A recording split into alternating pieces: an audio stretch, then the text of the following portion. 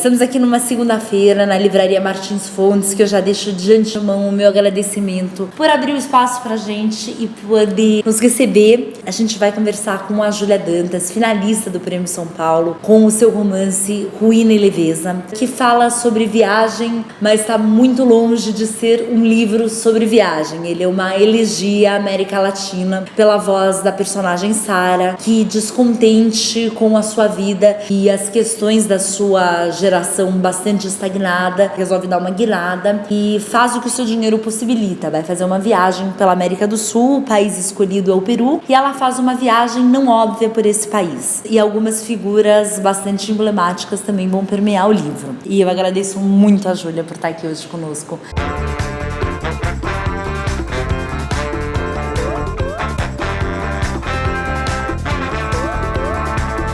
Toda viagem é uma fuga ou um encontro? Eu acho que essas viagens longas costumam ter esses fatores, assim. Talvez até os dois juntos, né? Tu sabe que tu tá fugindo da tua vida como ela tá no momento, tu quer encontrar outra coisa. Eu morei fora, então eu sei que eu, quando saí daqui e fui morar na Argentina e depois morei no Peru, eu tava buscando alguma coisa, né? Eu não tava exatamente fugindo, porque claro, né? Eu tava muito bem em Porto Alegre, mas queria encontrar outras coisas diferentes, outras culturas, queria pesar essas diferenças culturais. Então, pra mim, era uma busca. Mas, sem dúvida, tem muita gente que foge. Embora aquela coisa de onde tu for, teus problemas vão contigo, né? Assim, essa fuga não costuma dar muito certo, assim. Mas, claro, assim, também acho que o turismo, embora, né, no livro se critique um pouco o turismo por turismo, mas também tem seu valor, né? Assim, tu passar um tempo fora, tu conhecer outra cidade... É muito bom, é muito relevante, né? É. Como é que foi essa tua experiência? Quando tu foi tanto pra Argentina quanto pro Peru? Foi num momento de encontro consigo ou você foi pra estudar, foi pra ver outras coisas, foi pra ver qual foi a natureza da tua viagem? Eu fui pra Argentina um pouco depois de terminar a faculdade. Certo. Eu me formei em jornalismo. E aí eu fui pra Buenos Aires fazer uma especialização em crítica de arte. E pro Peru foi uma escolha muito em busca de contrastes culturais, assim, porque eu cheguei em Buenos Aires, mas era mais ou menos Porto Alegre em espanhol, né? Sim, é muito próximo de Porto Alegre. É muito perto, é uma cultura parecida, tu chega lá e toma até chimarrão, assim, então, né? E aí eu queria muito ir para um país onde eu sabia que a cultura fosse ser diferente mesmo. Tentar entender o que de mim é meu, né? O que de mim sou eu e o que de mim é cultura. E aí o Peru é uma cultura muito diferente diferente da nossa e muito rica também, né? Muito interessante. E muito rica, e aí tu começa a entender que as coisas podem ser completamente diferentes, mas igualmente muito boas, são muito interessantes, muito enriquecedoras, assim. E a Sara, na viagem dela, a personagem, ela vai para um Peru profundo, ela se aprofunda, né, no país. Começam a acontecer mudanças interiores dela, principalmente quando ela tá na cidadezinha, e aí vem o nome da personagem que eu não achei por causa do livro digital. Como é que chama a amiga que ela... A jovem, a Carmen. A Rosa é a avó da... Como é que eu fiz esquecer o nome em Carmen, que é o nome que eu pretendo dar para uma filha, se um dia eu tiver, enfim, eu adoro esse nome. É o momento que ela começa a se sentir parte daquele lugar, é quando ela deixa de ser uma turista e ela passa a vivenciar a Sara em outro ambiente. Ela vai... E ela tá, obviamente, em fuga, né? É o caso dela. E ela leva os problemas dela com ela. E acho que o encontro com a Carmen é quando ela consegue deixar isso pra trás, né? Consegue tirar isso da cabeça e abrir espaço pra outra vivência. E a Carmen traz muitas vivências novas pra ela, né? Boas e ruins, assim, mas se forma uma amizade que acho que ela nunca poderia ter imaginado antes de ir pra lá. Então, sem dúvida, assim, a Carmen, embora ela não apareça tanto no livro, né? Ela aparece num momento e sem dúvida, assim, definidora dessa viagem da Sara. Ela é de suma importância, né? O Lúcio, que ela conhece logo no começo da viagem e vai ter uma relação bastante conturbada com ele, e eles acabam se encontrando muitas vezes ao longo da viagem, ele zomba muito da Sara, dizendo que ela é uma guriazinha mimada, que tá só querendo passar um tempo, e ele não tem um espírito livre. Mas será que não é o Lúcio que tá realmente fugindo de algo? Ele acusa ela, né, de ser a menina mimada, acostumada a ter tudo que ela quer na vida, e ela é, né? Assim, Sim, é uma acusação válida. Mas ele também, na verdade, tem os problemas dele. Não é tão transgressor assim, né, o que ele tá fazendo. Não é a mesma coisa, eles estão no mesmo barco. Você acha que o sentimento da Sarah, porque ela terminou um namoro, o emprego dela não tá legal como ela gostaria, ela já não tá na casa dos pais, divide com a amiga que é bem diferente dela, que é uma moça livre. Você acha que é um problema comum à nossa geração, esse descontentamento? Eu acho que sim, em grande parte, pelo menos. Mas a Sarah eu criei fazendo um mosaico de muita gente que eu conheço. Sim. Claro, muita coisa inventada.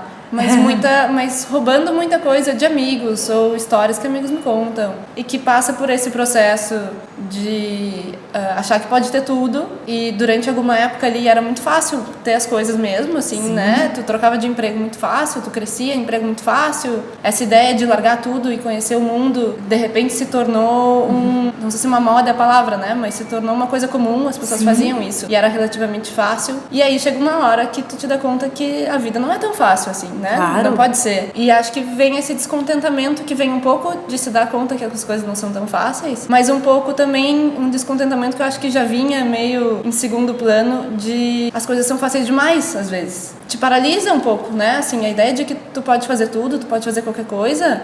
E a nossa geração acho que vive muito isso. Ingressar numa faculdade já é uma coisa completamente difícil, porque vai ver aquela lista de cursos imensa e muitas vezes tu não sabe o que é aquilo, né? Mas do que se trata isso e dá vontade de provar tudo, dá vontade de entrar na universidade. Posso fazer uma aula teste de cada um pra ver o que eu vou gostar, né? Um test drive. Seria ótimo se pudesse, né? Eu tenho uma pergunta clássica que eu vou antecipar um pouquinho pra gente casar com uma outra. Por que tu acredita que o brasileiro lê tão pouco a literatura brasileira e latino-americana? Eu acho que deve haver vários fatores, né? Claro. Assim, como tudo. Acho que um pouco se lê pouco aqui, né? E isso é cultural.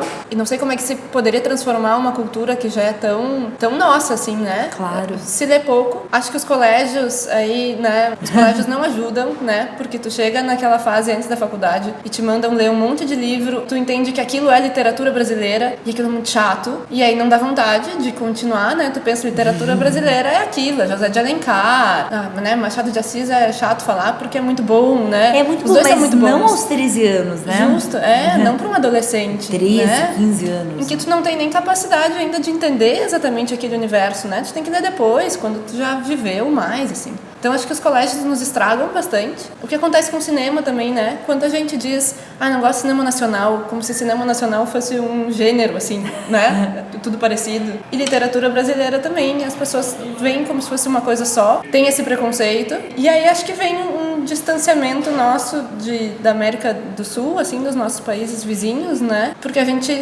também culturalmente aprende a valorizar muito mais o que é dos Estados Unidos, o que é da Europa, e não dá muita bola pro que tá aqui do lado, né? E tudo isso acho que é só uma construção cultural de muitos anos que as pessoas não pensam muito sobre isso, né? Vão vivendo sua vida, fazendo suas coisas. Eu vejo assim, o teatro ele tá numa outra categoria, que não tá nem o cinema e nem a literatura. As pessoas se sentem mais cultas quando elas vão ao teatro no Brasil e sabem porque os nossos grandes atores são de teatro. As possibilidades de ter contato com um livro de um escritor brasileiro contemporâneo são muito baixas. Ainda que a pessoa frequente livrarias e bibliotecas, aquilo não vai estar na cara dela, não vai ser exposto e não vai ter sido dito em tantos outros veículos quanto poderia. E assim, aí a gente falha, né? Eu acho que talvez a nossa geração que teve tantas opções, uma das opções que a gente pode escolher é realmente erguer essa bandeira e lutar por ela. É importante. Como é a cena da literatura em Porto Alegre? Porto Alegre é uma cidade muito rica culturalmente e a gente sabe que tem uma cena bem definida. Como é que é essa cena da literatura lá? É muito forte, assim. Ultimamente tem tido muito evento, assim, mais eventos do que eu consigo ir. Às vezes tem 2 no mesmo dia, ou às vezes, né, ocupa uma semana inteira, porque tem encontro de leitura aqui, tem clube de leitores lá, tem sarau no outro dia. Então, assim, é muita coisa acontecendo. Mas, claro, Porto Alegre é aquela coisa de que, apesar de ter 1,5 milhão de habitantes, a gente sente que todo mundo se conhece, né? Então, tu chega em qualquer evento e encontra mais ou menos as mesmas figuras, assim. O livro não tem tanto apelo que nem, não sei, tu fazer uma mostra fotográfica ou mostrar um filme. Porque o livro, ou tu para e escuta alguém ler, ou no máximo tu vai folhear. Não tem o mesmo, né, o contato imediato, claro. assim, né? Mas lá no momento tem uma cena bem movimentada, assim. E muitos escritores, muita gente querendo escrever. Aí acho que o curso da PUC, né, escrita criativa, que eu agora tô no mestrado, mas também tem doutorado e agora tem a graduação. Acho que também fortalece isso, assim, fortalece esse interesse, fortalece essa circulação, assim, de informações e conversas, né? Já é forte e tá ficando cada vez mais, assim, borbulhante. O Literatórios é um canal de literatura brasileira e latino-americana. Os nossos inscritos, o nosso público tem muito interesse em receber indicações de autores desses lugares contemporâneos, autores contemporâneos. O que tu deixaria para eles? O que eu mais indicaria, o que eu tô lendo e me apaixonei na primeira página é o Alejandro Zambra, que é chileno.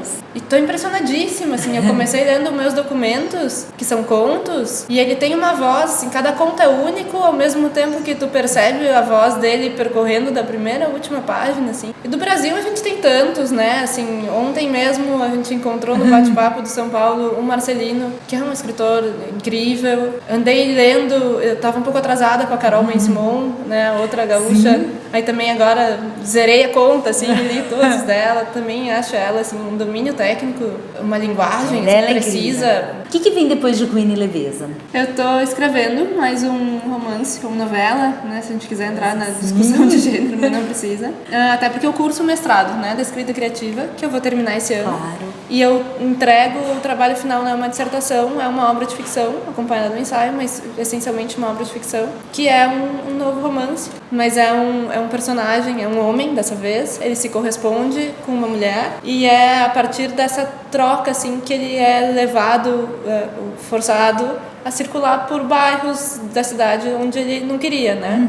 Então ele tem essa, né, tem um pouco essa característica das road stories de se locomover, de chegar a lugares novos, conhecer pessoas novas que vão alterando o teu itinerário, assim, né? Quando a gente começou o canal, né, o Rodrigo me lançou um desafio que é fazer a sinopse em 3 palavras de cada livro. Eu queria que você fizesse a sinopse em 3 palavras do Ruína e Leveza. Mas eu não posso roubar as tuas de quando tu fez. Pode roubar as minhas. Aí tu vai me deixar muito contente. Aí eu já vou ter ganho todo esse ano de canal de literatura. Não, mas eu acho que o Ruína em 3 palavras pode ser uma expressão ao invés de palavra. Tranquilamente. Acho que, né, o protagonismo feminino, embora seja agora uma expressão já pronta, assim, meio pré-embalada, mas acho que muito válido. É válido, né? Choque cultural, e aí nisso entra a América Latina, né? Sim. Que tu já tinha citado. Eu diria amadurecimento. Júlia, querida, muito obrigada por conversar com a gente. Assim, nesses tão poucos dias que vocês estão aqui, por ter gasto seu tempo aqui conosco. É um prazer imenso. Mas eu que te agradeço. Muito obrigada por, né, criar esse espaço. Quer dizer, não é nem assim me ceder o espaço. Tu criou um espaço novo que não existia. E isso é importantíssimo, né? Isso faz toda a diferença na desconstrução dessa cultura de não se ler brasileiro e não se ler latinos-americanos. Se começa por aí, né? Fazendo com que essas coisas cheguem até as pessoas. Então, muito obrigada, né, por toda essa iniciativa e muito obrigada pelo convite. É um prazer. Obrigada, minha linda. A luta é nossa. É nossa, é de todos nós, sem dúvida.